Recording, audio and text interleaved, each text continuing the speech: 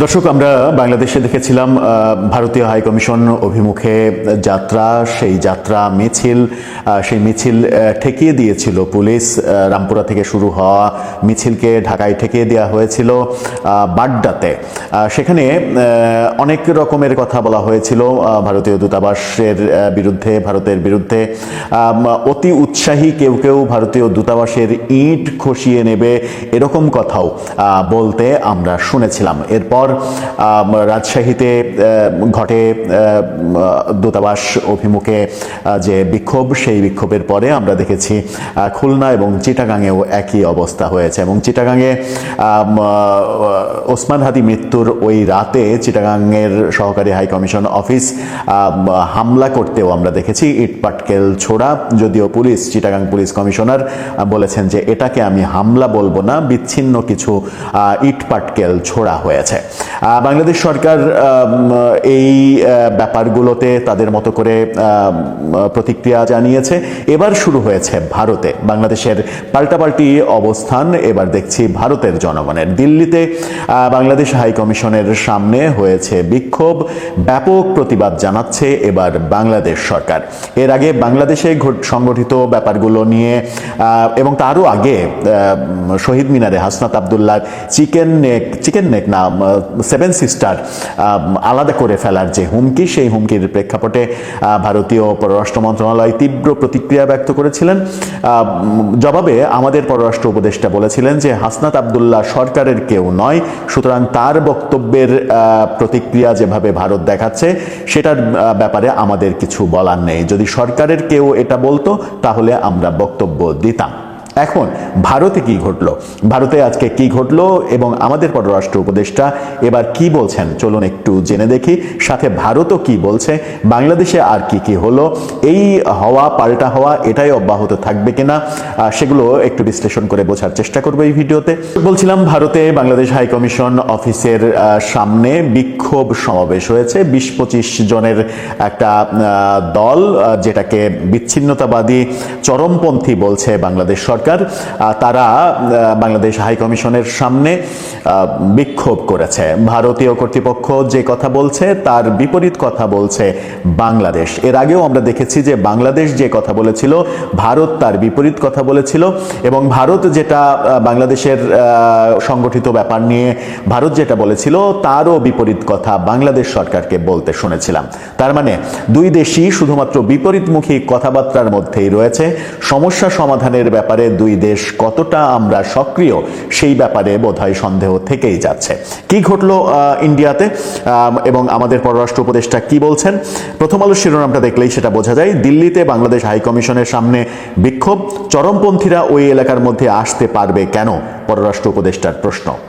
দিল্লিতে বাংলাদেশ হাইকমিশনের সামনে চরমপন্থী হিন্দু সংগঠনের সদস্যদের আসতে দেয়া হয়েছে কেন, সেই প্রশ্ন তুলেছেন পররাষ্ট্র উপদেষ্টা তৌহিদ হোসেন। এই ঘটনার পর থেকে দিল্লিতে নিয়োজিত বাংলাদেশ হাইকমিশনারের পরিবার ঝুঁকি অনুভব করছে বলে তিনি জানিয়েছেন।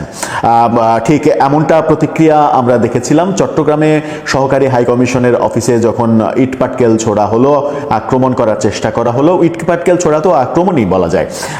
সেই পরিপ্রেক্ষিতে বাংলাদেশের পুলিশ বলেছিল এটাকে তিনি আক্রমণ বলছেন না, কিন্তু ভারতীয় তরফ থেকে এটা নিয়ে যথেষ্ট শঙ্কা প্রকাশ করা হয়েছিল। শনিবার রাতে, অর্থাৎ গত রাতে দিল্লিতে হাইকমিশনের সামনে সংগঠিত বিক্ষোভের প্রতিক্রিয়ায় রোববার বিকেলে আজকে পররাষ্ট্র মন্ত্রণালয়ের সাংবাদিকদের প্রশ্নের জবাবে এই কথা বলেন উপদেষ্টা তৌহিদ হোসেন।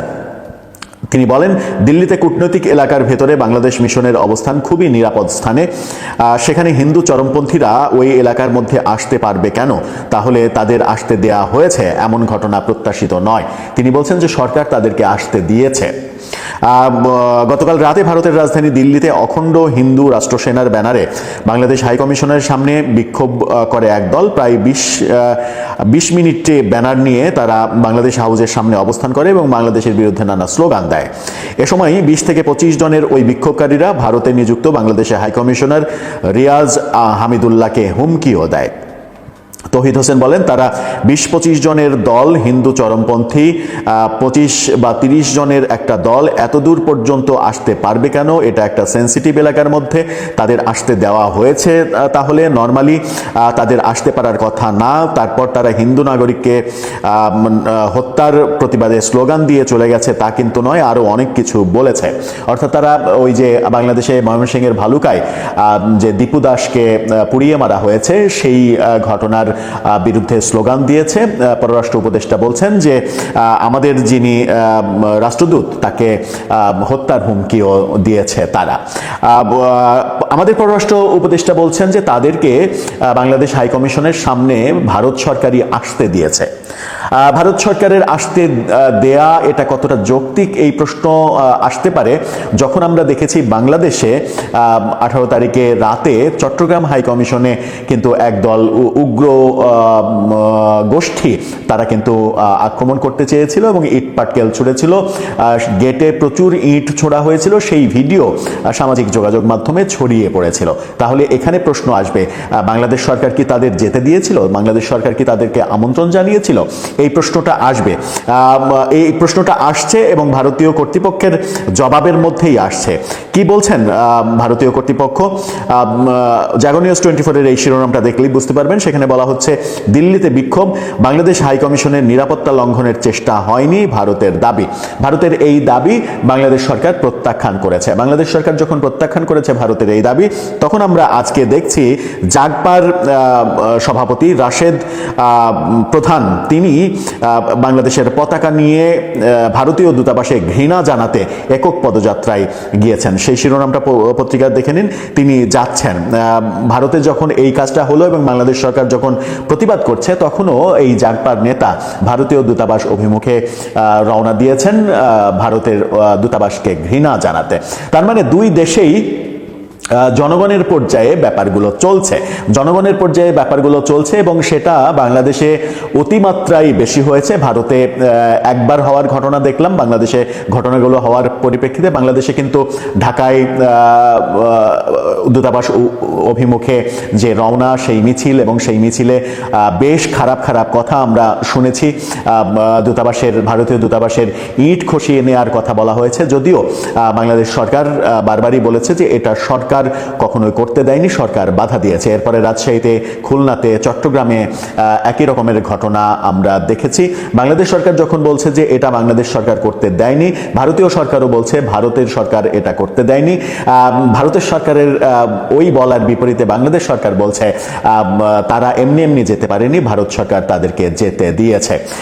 যখন এই কথা বলছে তখন ভারত থেকে নিশ্চয়ই প্রশ্ন আসবে যে হাসনাত আব্দুল্লাহ যখন 7 সিস্টার আলাদা করার কথা বললেন, কিংবা ডাকসুর এক নেতা ঢাকার হাইকমিশন, ভারতীয় হাইকমিশনের ইট খসিয়ে নেওয়ার কথা বললেন, চট্টগ্রামে যখন ইট মারা হলো, এই ঘটনাগুলো নিশ্চয়ই বাংলাদেশ সরকার করতে দেয়নি। ভারত যখন বলবে এটা বাংলাদেশ সরকার করতে দিয়েছে, তখন এই যে পাল্টাপাল্টি কথা, পাল্টাপাল্টি অবস্থান, এটার মাধ্যমে দুই দেশের সম্পর্ক আরো বেশি খারাপের দিকেই যাবে। অনেক আগেই বলেছিলাম যে এই ধরনের কার্যক্রম থেকে আমাদের বিরত থাকা উচিত, নতুবা এটা একটা খারাপ পর্যায়ে যাবে, সেই খারাপ পর্যায়টা কোনোভাবেই কন্ট্রোল করা যাবে না। ভারত বাংলাদেশ পরিস্থিতির উপর কড়া নজর রাখছে। কি হচ্ছে ভারত বাংলাদেশ সম্পর্কে? ভারত বাংলাদেশ সম্পর্ক এক প্রকার টালমাটাল। বাংলাদেশ উত্তপ্ত একটা অগ্নিগর্ভ, আর এই প্রেক্ষাপটে ভারতের সাথে আমাদের সম্পর্ক যেন হারিয়ে যাওয়ার মতো অবস্থা হয়ে যাচ্ছে। অনেক ক্ষেত্রে তেমনটাই মনে হচ্ছে।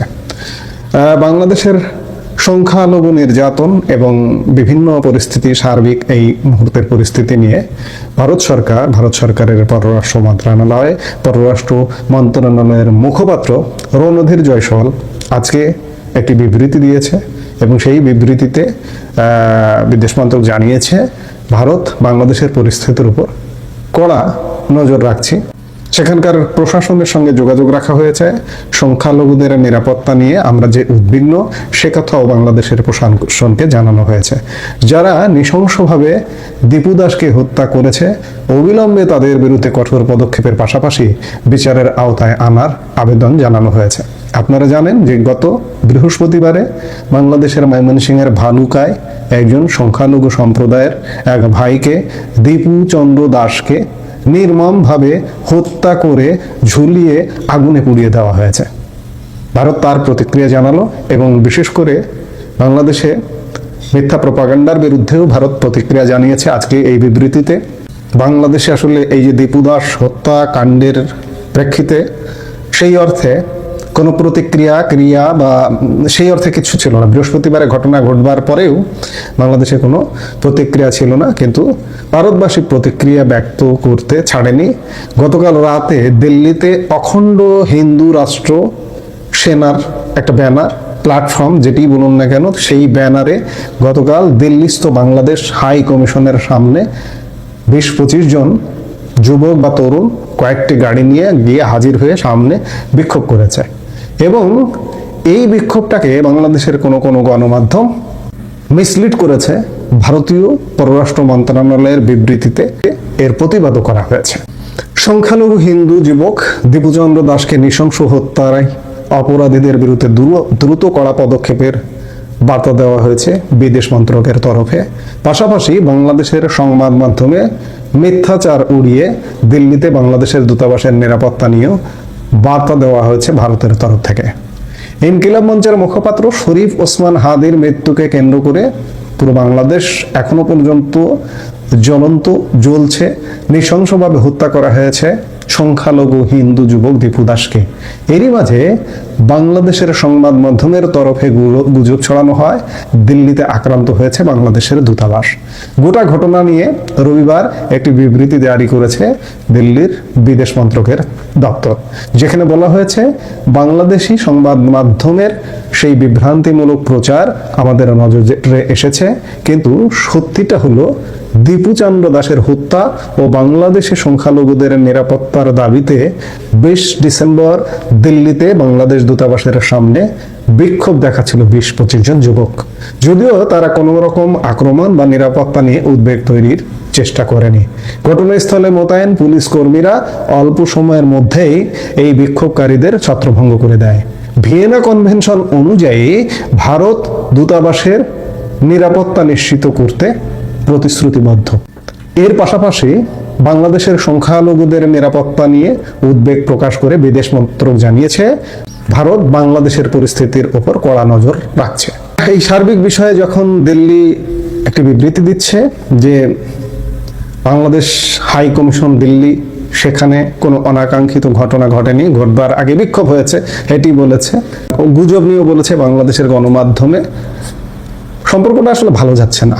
এই করতে করতে আসলে কি হয়, আমরা 71 দেখিনি, আমরা 47 দেখিনি, আবার আরেকটা কিছু দেখি কিনা এমন মানে পরিস্থিতিটা কিন্তু সেদিকেই।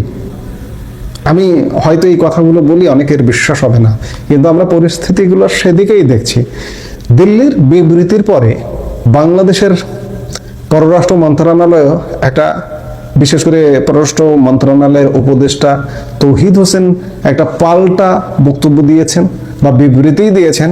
দিল্লিতে বাংলাদেশ হাইকমিশনের হামলা চেষ্টা নিয়ে ভারতের প্রেস নোট পুরোপুরি প্রত্যাখ্যান করেছে ঢাকা। অর্থাৎ রণধীর জয়সওয়াল যে বিবৃতি দিয়েছে সেটি ঢাকা প্রত্যাখ্যান করলো। রবিবার পররাষ্ট্র উপদেষ্টা মোহাম্মদ তৌহিদ হোসেন এই কথা বলেন। পররাষ্ট্র উপদেষ্টা বলেন, দিল্লিতে কূটনৈতিক এলাকার ভেতরে বিক্ষোভকারীরা কিভাবে এলো সেটাই বড় প্রশ্ন। শুধু তাই নয়, তিনি একই সাথে তার কথায় যোগ করেছেন প্রয়োজনে ভারতে মিশন ছোট করার কথাও ভাবা হচ্ছে।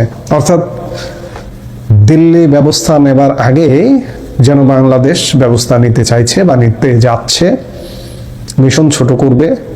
এক প্রকার ছোট করা মানে দিল্লির সাথে কূটনৈতিক সম্পর্ক বাংলাদেশে কি ছিন্ন করবে?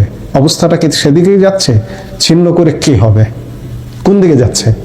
আমি খানিক আগেই বললাম যে আমরা 71 দেখিনি, আমরা 47 দেখিনি। আমরা কোন বাংলাদেশ দেখব কিংবা কোন প্রতিবেশী ভারতকে দেখব এই মুহূর্তে আসলে সত্যিকার অর্থে বলা কঠিন। দুদেশের সম্পর্ক টানাপোড়েনটা চরমে উঠে গেছে। বিবৃতি পাল্টা বিবৃতি, এটি কিন্তু মারাত্মক কথা যে মিশন ছোট করবার কথাও ভাবছে বাংলাদেশের অন্তর্বর্তী সরকার, ইউনূস সরকার। আসলে কি হবে বলা কঠিন।